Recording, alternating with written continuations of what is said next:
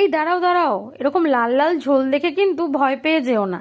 ভাবছো এই গরমে বোধহয় আমার মাথাটা গেছে আর এতটা মশলা দিয়ে এরকম লাল লঙ্কার গুঁড়ো দিয়ে রান্না করেছি। তা কিন্তু একদমই না।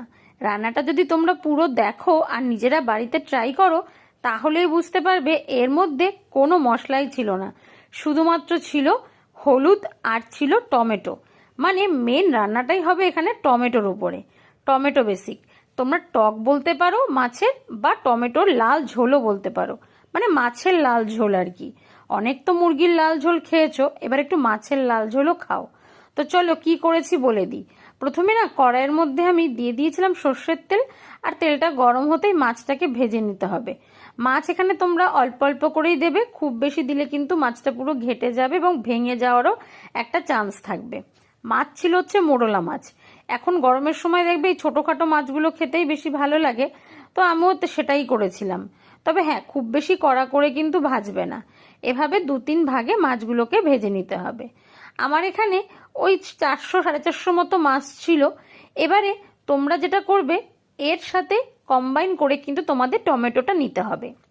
মানে ধরো আমি যদি 400 মাছ রান্না করি, তো এখানে আমি 4টে বেশ বড় বড় টমেটো নিয়েছিলাম। টমেটোর পরিমাণটা একটু বেশিই দেবো। ওই যে বললাম টক মতো করব, সেটা মাছের টকও নাম দিতে পারো বা লাল ঝোল, যেটাই হোক না কেন। নাও এদিকে দেখো মাছটা কিন্তু আমার ভাজা হয়ে গেছে। এবারে ওই যে তেলটা রয়েছে তার মধ্যেই আমি কিন্তু কালো জিরা ফোড়ন দিয়ে দিয়েছি।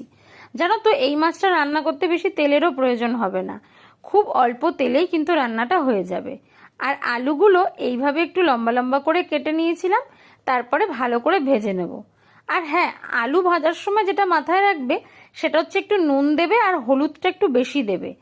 এই যে রংটা আমি করেছি এটা কিন্তু শুধুমাত্র ওই তোমার টমেটো আর হচ্ছে হলুদের জন্যই। মানে হলুদটা একটু বেশি দিতে হবে আর টমেটোটাও বেশি, তার জন্যই কিন্তু সুন্দর রং হবে। কোনো রকম লঙ্কার গুঁড়ো বা কাশ্মীরি লঙ্কার গুঁড়ো কিন্তু এর মধ্যে ইউজ হবে না।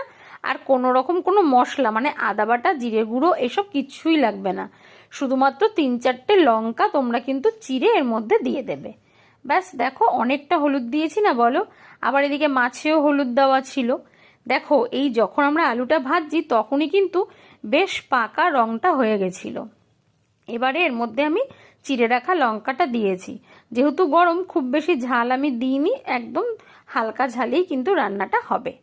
এবারে খুব ভালো করে যেই আলুটা ভাজা ভাজা হয়ে যাবে, তখন এর মধ্যে ওই টমেটো পিউরিটা কিন্তু আমি দিয়ে দেবো। ওই যে বললাম 4টে বড় বড় টমেটো নিয়েছি।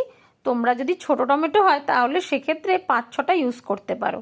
দেখো কতটা টমেটো দিয়েছি। আর টমেটোটা যেন একদম পাকা পাকা হয়, কাঁচা টমেটো যেন না হয়, মানে রংটা যেন সুন্দর হয় আর কি।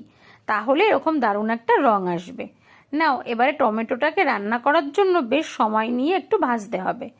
দেখো যখন টমেটোটা তোমরা রান্না করবে খানিকক্ষণ পর দেখবে এভাবে তেল বেরিয়ে আসছে। ব্যাস তেল বেরিয়ে এসছে মানে টমেটোটা কিন্তু আমাদের পুরোপুরি রান্না হয়ে গেছে। সত্যি বলতে টমেটো রান্না করতে কিন্তু একটু সময় লাগে, ওই 5-7 মিনিট মতো লাগে। নাও এবারে কিন্তু এর মধ্যে জল দিয়ে দেবো। জলটা অবশ্যই গরম জল ব্যবহার করবে, আর যে পরিমাণ তোমাদের ঝোলের প্রয়োজন সেই হিসাবেই দেবে। আমি একটু বেশিই দিয়েছিলাম কারণ আলুটা সিদ্ধ হতে হবে। তোমরা যদি চাও তাহলে একটু কমও দিতে পারো। ব্যাস এবারে খানিকক্ষণ সময় দিয়ে একটু ফুটতে দাও। যেই ফুটে উঠবে অমনি এর মধ্যে মাছগুলো ছেড়ে দিতে হবে। এর মধ্যে কিন্তু কোনো রকম ধনেপাতা বা অন্য কোনো মশলা তোমরা আর দেবে না, তাহলে কিন্তু স্বাদটা একদমই বদলে যাবে। ব্যাস আর কি, এবারে মাছটা ফুটে উঠলেই রান্না শেষ। একটুখানি মাছটাকে ভালো করে কিন্তু ঝোলের মধ্যে ডুবিয়ে দেবে। আর যেটা বলবো, আমার চ্যানেলে রান্না যদি তোমাদের ভালো লাগে অবশ্যই কিন্তু চ্যানেলটাকে একটু সাবস্ক্রাইব করো। আর যারা ফেসবুক থেকে দেখছো তারা কিন্তু একটু ফলো করে দিও কেমন। সত্যি বলতে তোমাদের এই ভালোবাসাটা কিন্তু আমার কাজের একটা আলাদা রকম ইন্সপিরেশন দেয়। আর না হলে এই গরমে কে রান্না করে বলো। তো চলো, এত কিছু রান্না করার পরেও বলছি এই কথা। নাও দেখো কি সুন্দর লাগছে দেখতে। এবারে গরম গরম ভাত দিয়ে পরিবেশন করে ফেলো মায়া মাছের এই টক।